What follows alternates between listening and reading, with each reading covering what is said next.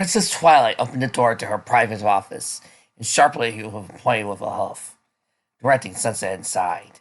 The look on her face was one of the scariest Sunset had seen, filling her heart with dread knowing that look was directed at her. Sunset seated herself on one of the throw pillows, afraid to look up at her teacher. Instead, she continued to stare at her hooves, unable to think of anything she could say to justify her actions. Truth of the matter was, she couldn't. No matter how hard she tried to spin the tale, she was still at fault, and the guilt was eating her alive. Twilight took a seat on the other pillow across Sunset, a small tea table in the middle. In Sunset, it was as if an impossible barrier had been constructed between them. She never disappointed Twilight before, not like this. There was a long, agonizing silence between the two ponies, Sunset still unable to bear looking up into Twilight's disapproving eyes. The only noise in the room was the sound of an old wall clock, and ticking away the seconds at an increasingly slow rate. Finally, Twilight said in a curt voice, "Explain." Sunset visited. "I can't." "Yes, you can. Now explain." Bringing her hooves together and still looking at the carpet, Sunset tried to tell her tale. Blue Blood and his stupid friends were following me around, making fun of me and asking stupid questions. I got tired of answering and told him to quit acting like a pompous. But Sunset had actually used something more explicit. But felt like she was in enough hot water as it was. No sense of making things worse. He got mad and said, "Shut up, you flaming headed know-it-all," and well, you thought magically disabling his vocal cords was a justifiable punishment? Twilight finished, her voice still hard. "Yes," Sunset thought. Aloud she said, "No." "Then why did you do it?" Because he made me mad," Sunset said weakly. She knew her argument was poor. It was all she had. She wasn't even entirely sure why she did it. She just knew it felt good to see the horrified expression on Blue Blood's face when he discovered he couldn't speak. The feeling had been short-lived, however, as Twilight walked around the corner moments after, allowing Blue Friend's friends to travel. Twilight's voice was dangerously calm. "So he made you mad, and you retaliated by doing bodily damage to him?" "It wasn't really bodily," Sunset tried. "I mean, I didn't actually touch him." Sunset jumped as Twilight saw slammed across the floor. "Sunset, you know better than this." Twilight finally raised her voice. "I taught you better than this. Some bully teases you and you lash out with magic. That's worse than you actually hit him. You can't allow yourself to be goaded like that. Other students look up to you." "Yeah, and I just showed him not to take any crap from Blue Blood." Sunset immediately caught her hoods over her mouth, her eyes finally reading Twilight's face. Was that Martin to complete shock. Twilight's expression mirrored what Sunset was feeling. She had never spoken out of turn with the princess before. "I'm sorry, Princess," Sunset said hastily, tears coming to her eyes. I didn't mean it. I didn't know where." Sunset stopped when Twilight closed her eyes and held up a hoof. "Sunset, breathe." Sunset obeyed, taking a deep breath and exhaling. Twilight motioned for her to do it again. And Sunset repeated the process several times before Twilight put her hoof down. Opening her eyes, Twilight asked, "Now please, Sunset, tell me. Do you feel any regret for your actions?" "Yes," Sunset nodded, wiping the tears from her eyes. Despite the moment of satisfaction she had gotten from seeing Blue Blood in distress, she felt absolutely guilty for her behavior. Twilight sank into relief. "Good," she said, her voice softening. "So you know what you did was completely out of line?" Sunset nodded. "Good. We'll discuss your punishment later." "Yes, Princess," Sunset said, abashed. She got up from her pillow and started towards the door, sulking. "Wait." Sunset turned around and saw Twilight gesture to a spot on the floor next to her. Sunset walked around to the table and sat down next to the princess, pulled her to a feathery hug. "Sunset, are you all right?" Sunset blinked, unsure of what Twilight meant by the question. "Yeah, I guess so. Why?" "Because, as much as Blue Blood gets on your nerves, you've never attacked him before. I just want to make sure everything's alright." "Everything's fine, Princess. I guess I got fed up with him making fun of me. But I know it was wrong and I won't do it again." Twilight looked down at her with soft eyes. I hope you sincerely mean that, Sunset. You've been given amazing power, and you have to use it responsibly. If you've put more force behind that spell, you might have permanently damaged him. Sunset went rigid. Despite the anger she had been feeling, she had no desire to cause lasting harm to Blue Blood. Let's scare him enough to teach him a lesson. I'm sorry, Princess Twilight. I didn't know. Twilight hugged her tighter. I know you're sorry. You need to be careful. You've been given incredible amounts of magic with a unique gift and what? Well, Twilight hesitated. One day, you might have to make a choice, Sunset, of how to use those powers. You can either lash out and attack in hatred and anger, or you can use your abilities to defend those you care about and love. Sunset sat in the full Twilight's wings, taking her word. Attacking in hatred, defending in love. Of course she chose to defend her friends and family. That was the easy choice, wasn't it? The fireplace in Celestia's bedroom crackled noisily, illuminating the surrounding area in soft orange light as shadows danced on the walls. Philomena sat on her perch in one corner of the room, her head tucked under her wing in slumber. Celestia sat at her desk, knowing she should probably sleep. Yet once again, her mind was too troubled to take a rest. She furrowed her brow, quill tapping against the wood of her desk, while a half-finished letter sat in front of her. She had sent a letter to Twilight hours ago and had yet to receive a response. The lack of reply from her student was troubling. Twilight always responded to her letters post-haste. Celestia wanted to send another one, but paused once he thought of a possible solution Twilight could be in. Perhaps sending a letter would only disturb her, or make things worse. If Twilight and her friends were stalking Vesper Radiance, or in a similar situation, sending a letter via Dragonfire would potentially jeopardize them. Celestia stood up and walked away from the parchment. Stop acting like a worried mother hen. Twilight is a grown, powerful mare. She can handle herself.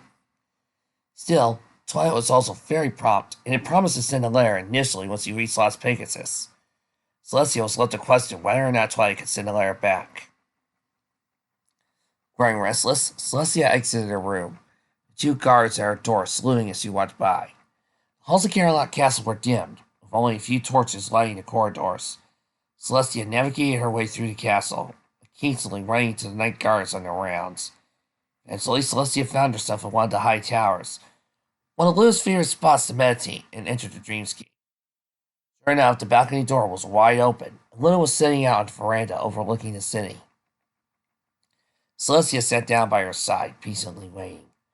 Luna's eyes were closed, and she was as still as a statue. Her conscience was residing within the realm of the streaming world. And there was Celestia at times. Luna stood so still, see not even the wind touched her. Every feature seemed to be frozen in time, every hair and feather. Only her mane continued to move, entirely caught in an unseen wind. Luna's eyes opened, blinking slowly before she turned her head and regarded Celestia. Judging by your expression, I am safe to assume that Twilight has not responded. No, Celestia said when she shook her head. I know I shouldn't be worried, but sometimes I can't help it. Luna stretched her wings out, shaking the stiffness of her body. But honestly, I would be concerned if you did not wonder about her welfare. But fear not, sister. I've seen Twilight in her companion's dreams. They are safe. Celestia let a relieved sigh. Do you know where they are? Unfortunately, no. But by the state of their dreams, they are in no immediate danger. Unoffensive against, however, they did not reach their intended situation. Luna narrowed her eyes. I believe they were sabotaged. By Vesper Radiance, no doubt, Celestia agreed. Her intelligence gathering is impressive to say the least. She stood, turning towards the balcony door. I will talk with the employees of Carolot Air Dock to confirm our suspicions. Celestia looked over her shoulder. Is there any way you can reveal the identity of our villain through your dreamwalking? Luna scoffed. Unless he constantly dreams of looting a question of an iron hoof, then no. And even if he did, I still couldn't guarantee it. She gave Celestia an amused smirk. Do you know how many ponies dream of sitting on the throne? Besides, I would anticipate that she has wards around her mind. Making a small noise of disappointment, Celestia started back to her room for sleep. She knew trying to find Vesper radiance through Luna's dreamwalking ability would be too easy, but it was worth a shot. However, Celestia heard Luna spoke slowly. I may know her true identity. Really? Yes. Luna nodded, standing up and heading towards the door as well.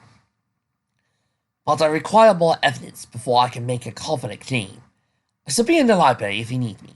Luna opened the door and made a slight right down the corridor, leaving Celestia alone in her thoughts. I hope you're not thinking of the same pony I am, Luna, because it can't be possible. Rising of the sun had given birth to a horrid heat. It was dry, suffocating, and the wind only served to blow the biting sand across the marauding ponies as they dragged themselves across the desert. Far behind them was the island of rock that had been their shelter, the only place of repose within the maw of the desert. In the distance loomed the Las Pegasus Hills, small green bumps rising out of the earth. Step by step, Sunset trudged along the shifting dunes next to a bedraggled twilight. Close behind her were Spike and the rest of the girls, each of them dripping in sweat and covered in grime. They didn't say much. Each was silently cursing the unforgiving heat bearing down on them. Even Spike had to agree it was unusually warm. Their trek had begun slowly after sunrise, with the intention to make it to the city by dusk. By the distance they had traveled, the position of the sun in the sky, Sunset guessed they were halfway there, making good time. Girls? Pinky called. Sunset and Twilight turned and observed Pinky shaking one of the canteens. A faint sound of sloshing water could be heard from within. There were only two left, and he tried to make them last. You're gonna need some more, Pinky said. Twilight grunted and eyed Sunset. Your turn. Sunset circled her head. I'm pretty sure I did it last time. I'm pretty sure I did it last time, so it's your turn. Rolling her eyes, Sunset allowed her magic to yank the canteen out of Pinky's grasp. She was running out of strength to argue, and decided it didn't matter who did in the long run. Holding the canteen in front of her, Sunset simultaneously used her magic to reach up high into the sky, where there was more moisture, albeit still a small amount. Since the air that blew across the desert was bone dry, Twilight and Sunset had to try and siphon whatever moisture to get flying in the atmosphere above them. However, they quickly learned it was a long way up before they could even find the smallest amount of liquid. With lack of energy, Twilight here rejected the idea of a molecular replication spell that multiplied their current supply of water. Sunset knew there was more condensation higher up, but was too high exhausted to reach, not wanting to spontaneously combust. She forgot the idea of tapping into her ability. Huffing in concentration, Sunset gathered what liquid she could find, gathering into a blob of water, bringing it down from the sky. In the corner of her eyes, she caught Pinky looking at a water that had been directly sent by the Maker. In her eyes, Sunset funneled the water into the canteen, before taking a large drop from it, handing it back to Pinky. Pinky frowned and swished it around again, hearing it was only half full. The spell was incredibly difficult to cast, but Sunset's empty stomach, coupled with the blistering heat, didn't exactly make spellcasting easy. Ignoring the pain and hunger in her stomach, Sunset continued walking, prompting the rest to follow. The sounds of growling stomachs and groans occupied their otherwise silent journey. Sunset's own gnawing hunger and frequent use of magic was providing a strain on her mind as well. She could feel a nasty headache coming on. I'm so hungry. I could eat an entire buffet all by myself, Ozak said, dragging her host through the dirt. Jeez, Verity scoffed. You do that on a regular basis anyway. At least I don't try to starve myself looking pretty. Verity puffed her cheeks, turning slightly red. I do not starve myself. I just do not feel the need to eat like a pig, unlike some ponies. I work a lot, I eat a lot. Ain't no shame in eating a decent home-cooked meal. Elzak looked at the sky, looking at her lips. I'll bet right now, Blake Max finished plucking all the zap apples from the trees. He's having Granny bake them into pie right now.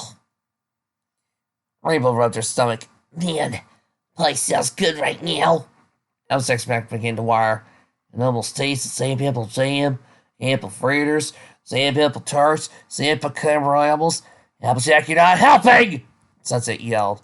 But Applejack continued to list a variety of apple-based pastries. That's their own world. Sunset suspected that, despite her hat, The sudden violent fried Applejack's brain. Look! Food! Pinky cried, racing toward ahead, leaving everyone to stare at her confusion. Pinky, wait! Twilight cried. It's just a mirage. Pinky grabbed to the hall and frankly looking around. Where'd you go? It was right here! Pinky, with a devastated look, she backtracked to the group. It looks so real, she murmured.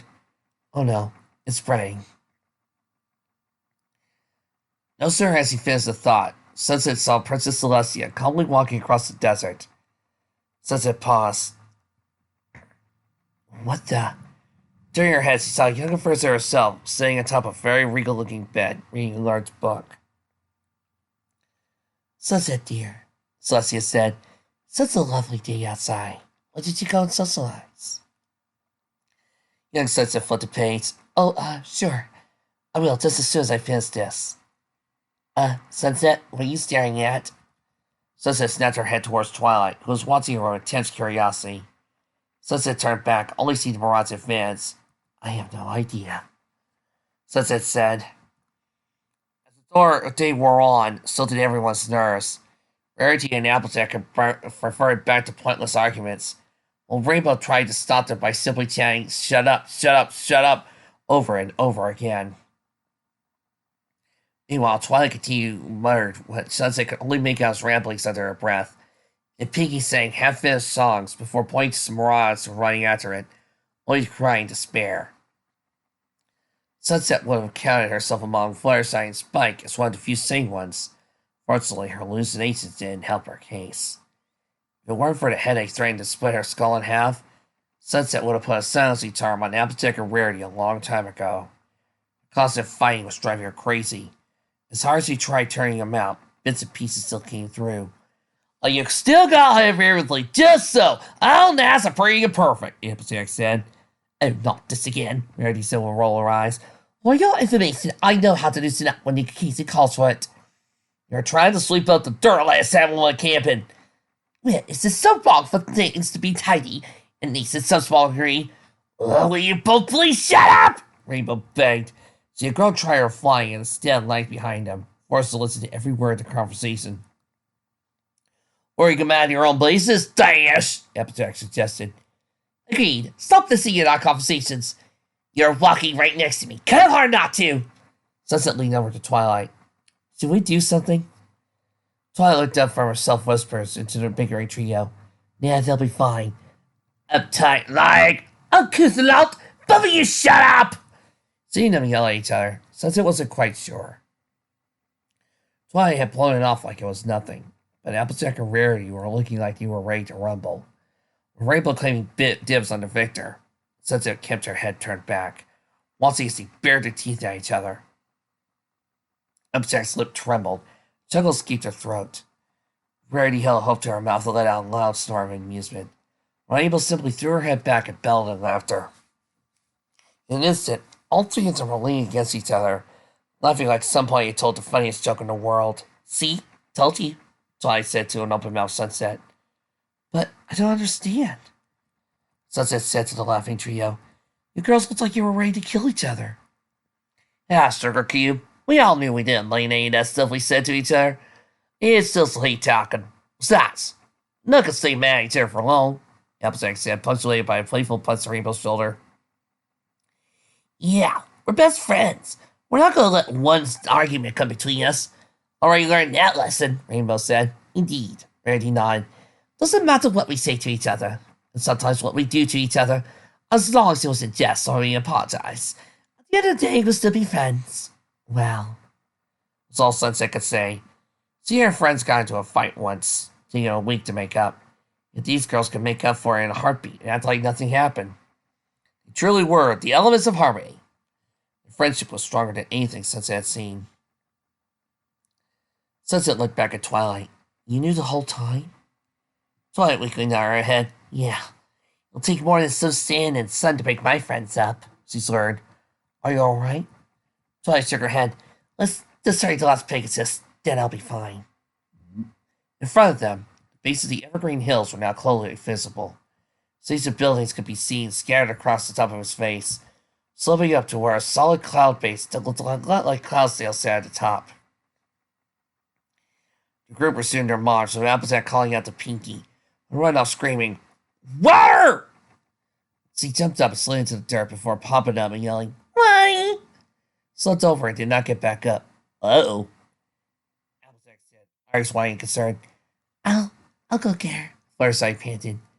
So he rumbled as fast as he could over to Pinky, swaying slightly as he did. He began seeking Pinky, calling her name repeatedly upon raising her. Eris followed suit. 18-2 just in time to see Fluttershy pass out as well. "Fluttershy!" Rainbow called. Looking over, fanning her with a wing. "Come on, wake up!" She used her other wing to fan Pinky as well, in an attempt to waken them. Applejack reached over and removed Pinky's canteen carry around her neck. She opened it on and poured a little on Pinky's face, getting no response. "It's like good. We got 2 unconscious ponies, and now we're running low on water." "I can't make more," Twilight said, gesturing for the canteen. "Give it here." "Sure that's a good idea, Sugar Cube?" "I'll be fine," Twilight insisted, taking the canteen and her magic. She scratched up her face, sweat visible on her brow, as she tried to keep her concentration together. The purple aura around her horn sputtered out like a dying candle. Twilight fell to the floor, Campine spelling out remaining next to her. "Twilight!" Spike cried, running over to her. "Something told me you tried to do magic while overheating was a bad idea," Applejack admonished, trying Spike's side. "Now what do I do?" Rainbow stopped her, saying, "Maybe I can fly the rest of the way. Get help. It's a little too far." "Darling, are you sure you can make it?" Verity asked. "Maybe some points to go with you." Sunset took a step forward to volunteer. Found the world began to rapidly spin around her, destroying colors and shapes and blurring together. She opened her mouth to speak, but none came out. "I'll go with her," Spike said. It sounded like he was at the end of an incredibly long tunnel. Sunset could no longer make him out through muddy vision. Someone tapped her shoulder, and Sunset heard a muffled "Recruit" around a voice, before she found herself very light and floating away towards the sun. For a brief moment, she was flying, feeling her headache fast and her stomach full of food. Sunset felt well rested in Air's eyes. It soared through the sky in invisible wings.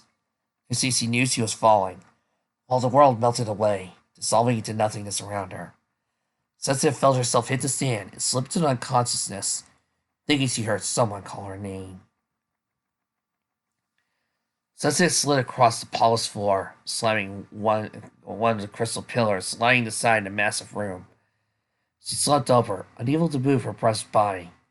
She closed her eyes to try to draw her magic, but still found a gripping pressure on her horn. Looked up and eyed the blue spherical ornament laying some distance away. "Damn the suppressor!" Sunset wheezed, her warm breath visible in the freezing air. A war brought her back to the moment at hand. She could see the beast looming towards her in a reflection of the crystal tiles. Monstrous footsteps echoing through the catalyzed room. Sunset forced her head up, looking at monstrosity in its eyeless sockets. Dragon-like beast nooted over her, its breath smelling of rotting flesh, like one of its sinewy arms, raising a bony claw over its head, preparing to deal a final blow. "Not yet!" Sunset struggled to find her voice. "I can't die here. I've come too far. I refuse to die here!" The beast brought down its claws, time slowing to a halt as they came down. Sunset refused to look away. She could see her end. Sunset simmer. Sunset turned her head, casting a glimpse of a dark figure, before the world shattered like glass. The sea ring and beast burst into shards. Sunset felt herself falling away into darkness.